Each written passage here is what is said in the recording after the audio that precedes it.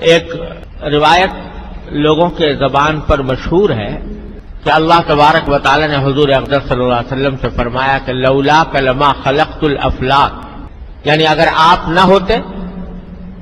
تو میں ان آسمانوں کو پیدا نہ کرتا۔ یہ روایت سند کے اعتبار سے تو یہ موضوع ہے، یعنی صحیح نہیں ہے، یہ حدیث کے طور پر درست نہیں ہے، لیکن معنی کے اعتبار سے بالکل درست ہے۔ یعنی واقعتاً حضور نبی کریم صلی اللہ علیہ وسلم کی ذات والا صفات اس کائنات کی تخلیق کا مقصد تھی۔ اگر آپ دنیا میں تشریف لانے والے نہ ہوتے تو اللہ یہ کائنات ہی پیدا نہ کرتا، نہ یہ زمین ہوتی، نہ یہ آسمان ہوتا، نہ یہ ہوائیں ہوتی، نہ یہ بادل ہوتے، نہ سمندر ہوتے، نہ یہ دریا ہوتے۔ تو اگر یوم پیدائش منانے کا کوئی تصور اسلام میں ہوتا تو سرکار دو عالم صلی اللہ علیہ وسلم کی یوم پیدائش سے بڑھ کر کوئی دن ایسا نہیں تھا جو اس کا مستحق ہوتا، لیکن کیونکہ تصور یہ نہیں ہے، اس واسطے حضرات صحابہ کرام کی پوری زندگی دیکھ لو رضی اللہ تعالیٰ عنہ اجمعین، وہ صحابہ کرام جو سرکار دو عالم صلی اللہ علیہ وسلم کے اتنے جانثار تھے کہ آپ کے منہ سے، منہ مبارک سے اگر تھوک بھی نکلتا تو زمین پر نہیں گرنے دیتے تھے، اپنے ہاتھ پر لے لیتے، اپنے جسم پر مل لیتے ہیں۔ ایسے عاشق، ایسے جانثار، لیکن پورے 100 سال صحابہ کرام دنیا میں زندہ رہے۔ حضور کے تشریف لے جانے کے بعد 100 سال تک کوئی نہ کوئی صحابی دنیا میں رہا۔ 100 سال پورے ہونے کے بعد صحابہ کرام کا دور ختم ہوا، تابعین کا دور آیا، لیکن 100 سال کے عرصے میں کسی صحابی سے منقول نہیں ہے کہ اس نے حضور اقدس صلی اللہ علیہ وسلم کا یوم پیدائش منایا ہو کہ بھئی 12 ربیع الاول کو حضور پیدا ہوئے تو ایک عید منائیں۔ اور یہاں تک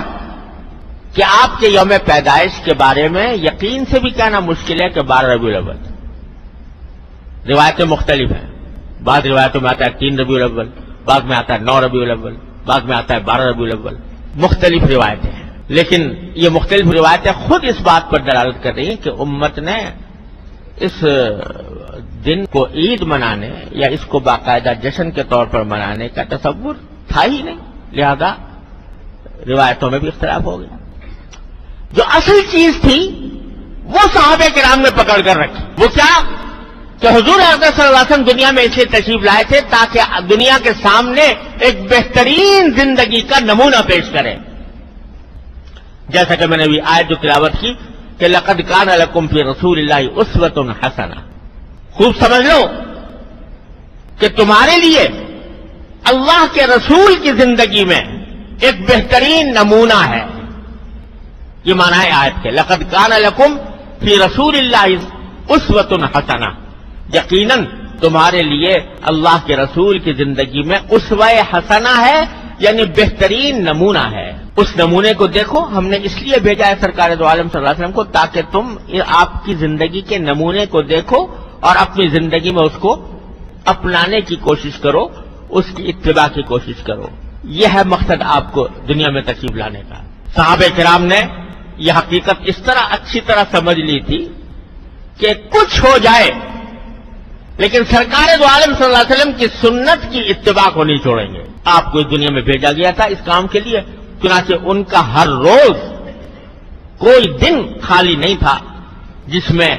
رسول کریم صلی اللہ علیہ وسلم کی سیرت اور سنت کا بیان نہ ہو اور اس پر عمل کرنے کی کوشش نہ ہو۔ ان کا ہر لمحہ وہ اتباع سنت میں گزر رہا تھا، لہذا ان کو کوئی رسمی کارروائیاں کرنے کی ضرورت نہیں تھی کہ وہ رسمی کارروائی کر کے کوئی دن منائیں اور اس میں جلسے کریں اور اس میں خوشیاں منا کے چراغاں کریں۔ ان کے دل میں چراغاں ہو رہا تھا، ان کے دل میں تقویٰ کا چراغ روشن تھے، ان کے دل میں اتباع سنت کے چراغ روشن تھے، لہذا ان کو ان رسمی کارروائیوں کی کوئی ضرورت نہیں۔